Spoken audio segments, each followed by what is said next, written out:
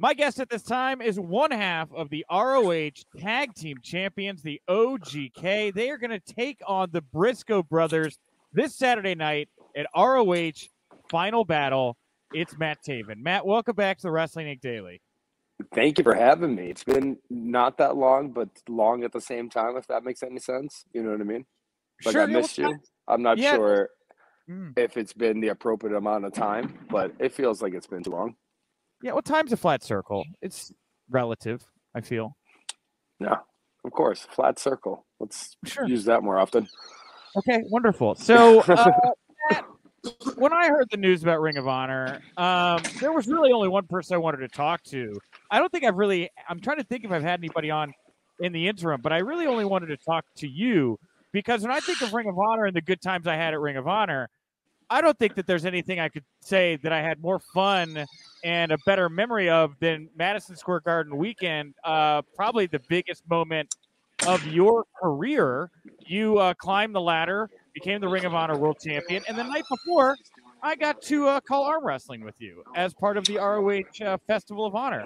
That was a very special weekend, Matt. Yeah, I mean, probably the greatest moment of my life. You know what I mean? Probably up there at least. And it's crazy to think that that was 2 years ago, and here we are, a little over 2 years later, coming up to the final battle. What could be the final battle, which is that's a heavy statement just in itself.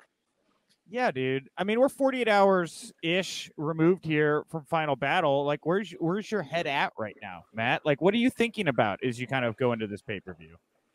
You know, I'm actually really lucky that I have Beyond Wrestling tonight and Limitless Wrestling tomorrow and stuff. Kind of keep my mind off it. Like, obviously, I've been thinking about it on and off, but it's one of those moments where I don't, it could be my last Ring of Honor match ever, and I don't know if I'm ready to even tackle that thought. It's just, I go back and forth with it. I'm so happy for all the memories that I have had at Ring of Honor. At the same time, it's like, I don't know, and I don't think anyone knows what's going to happen next. So it's just a bunch of stuff that's up in the air.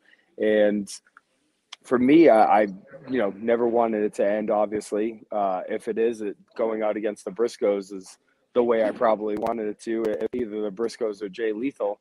But, man, they came up with that package the other day, the video package hyping up the tag match. And I just kept watching it on repeat. And you're like, this is a chapter of my life. I guess people don't ever have the chance to really know, like, hey, this is the end of a big chapter of your life. And I'm going into this knowing that's the case. So it's like this weird pressure you put on yourself, as much as it's almost like you just don't want it to come because you don't want it to be real in the end. So, I mean, yeah, Matt, did you have any inkling this was going to happen? I mean, I mean, did you have any vibe something was amiss before the Zoom call with everybody?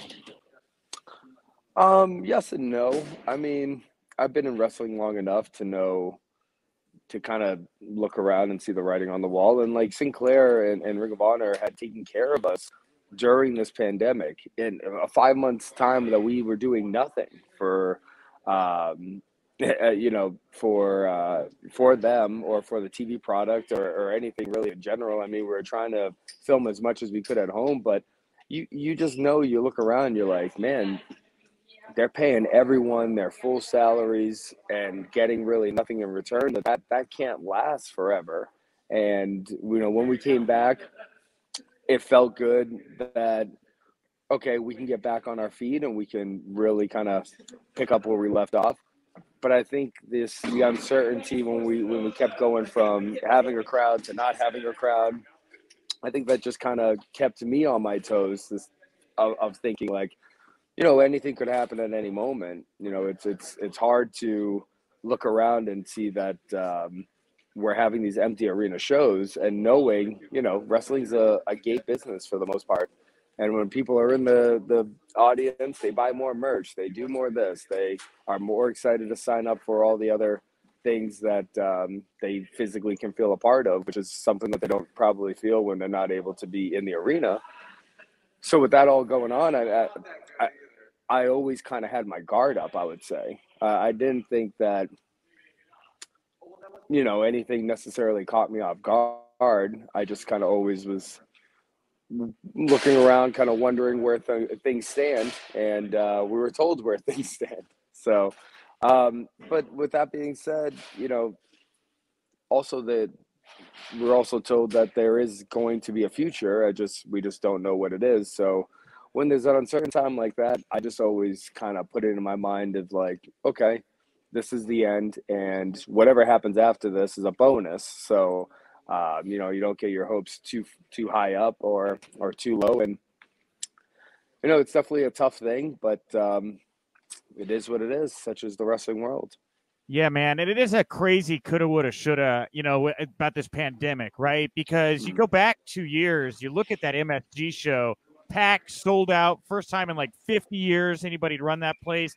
At that time, I was starting to hear rumors about y'all working towards getting the production equipment in line to start running live weekly TV. I mean, dude, that's got to be such an emotional, like, rubber band type situation for you, especially as like the guy they were like building around, getting ready for what was supposed to be that big wave, Yeah, I mean, we were told that we're amping up for weekly live TV, and then the pandemic hit, and everything in the world started changing. So, we were fortunate. I can remember during the pandemic thinking that a call like this would happen any day, just because of the uncertainty of everything, and you're watching people outside of the wrestling world getting laid off left and right. You can't help but think, oh, could this happen to us? So we're very fortunate that we were taking care of that entire time. But it's something that we're obviously still dealing with, this pandemic, and it's something that's still affecting a lot of businesses, and unfortunately affected ours. So, Matt, are you officially a free agent now, or do you have like time left on your contract? Like, what's going on with you right now? I still have a little bit of time under my current contract. Okay, but they're just kind of letting you do whatever you want. There's really no restrictions. There definitely are restrictions in some sense, but they're letting us get back out there and do independence and get our names back out there. And this is how I came up. This is how I made my name for myself in the first place. So places like Beyond Wrestling, Northeast Wrestling, and then going to places for the first time, debuting at places like Warrior Wrestling and Limitless Wrestling this weekend. Oh yeah.